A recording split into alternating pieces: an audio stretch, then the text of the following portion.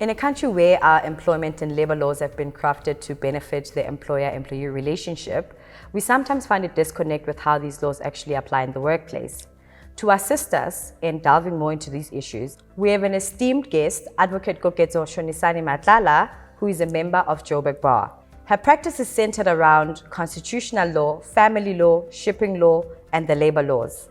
She is a non-executive director at MBK Consulting Group and a director at Wagulima. Welcome, Keketso, to Conversations with a Professional. Thank you, Patronella.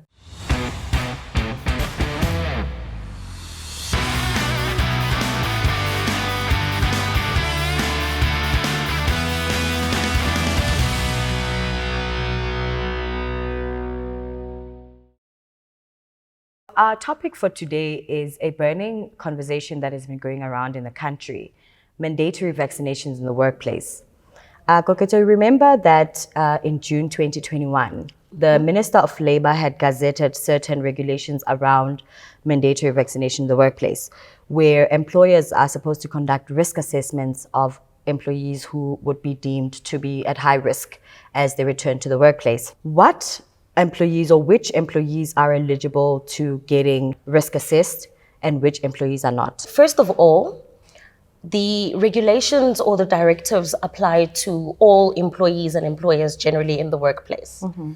And it doesn't pertain to a specific employee, but rather the business as a whole. So the risk assessment is designed to look at every situation, every process, every employee that could cause harm to the business or could cause harm to other employees. Okay.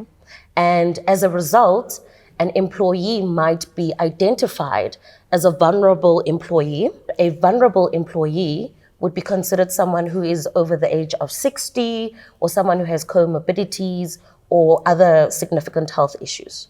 What does the risk assessment actually entail? And can employees that have been identified to be of high risk based on the environment of the employer, can they actually decline participating in the risk assessment process? And can they actually decline getting a vaccination? So generally, the first stage of the risk assessment procedure would not involve the employees at all. Some employers might send out a health questionnaire for the employees to fill out so that they can determine which employees have significant health issues, comorbidities, or are over the age of 60, etc.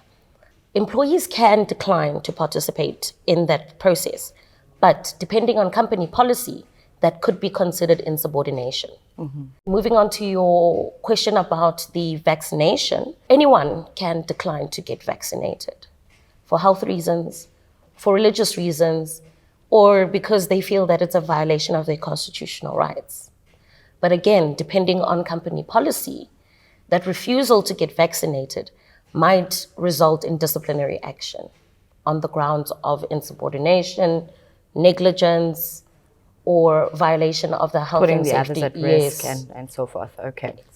So earlier you mentioned that the risk assessment is actually applicable to all employers. Does this mean that employers can compel employees to get vaccinated? So basically, the government shied away from giving a vaccine mandate and left it up to the individual businesses to decide what they want to do with their own businesses. Some have gone the route of get vaccinated or you lose your job. Some have made room for specific exclusions like religion or health or any other reason that you might have. Right. And some have not implemented vaccine policies at all. And I found that the businesses that have not implemented vaccine mandates are those businesses where the owners or the people running the business aren't vaccinated themselves, or they have less than 10 employees. And in that case, they don't have to do a risk assessment, or they just need to provide sanitizers and everyone wear masks and social distance and those kind of measures. So earlier on, you mentioned that businesses have been given the leeway by government to decide whether they want to implement mandatory vaccination in the workplace, right? What are the legal implications of employers who compel all their employees to get vaccinated? The legal implications for employers who implement a blanket mandatory vaccine policy can be varied depending on the circumstances. And what I mean by that is, For instance, let's say your employer compels you to get vaccinated. Right. And you suffer significant side effects like myocarditis, pericarditis, which is inflammation of the heart. Right. And now you have to take medication for the rest of your life.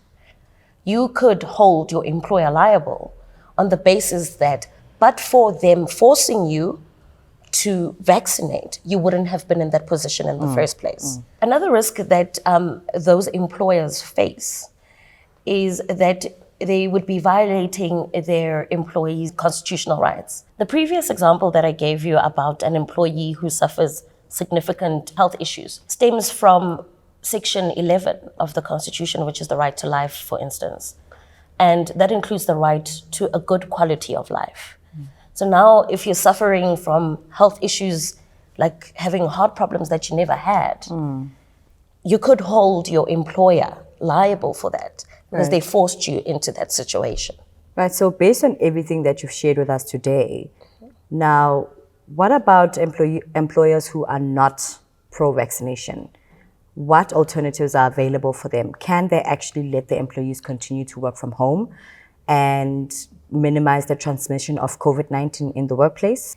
As I previously said, employers that are not necessarily pro-vaccination, depending on their size, like whether they have less than 10 employees or not, could still have their businesses operational as normal, provided they follow the guidelines in Section 46 of those directives, which is sanitize, masks, social distance. For those employers that have greater than 10 employees and up to 500, they do have the option of letting their employees work from home without violating the occupational health and safety directives.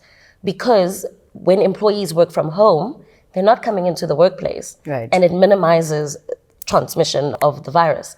Unfortunately, you know how business is, employers would hardly ever let employees work from home when they do have an office space which is available. But it is an option that they should be investigating, an option that they should be allowing their employees to follow. I hope that answers your question. Well, that brings us to the end of our show for today. Stay tuned for more conversations around the employment issues that we encounter on a day-to-day basis. Subscribe, like, and comment on other conversations that you would like to hear from a professional. Until then, take care and stay safe.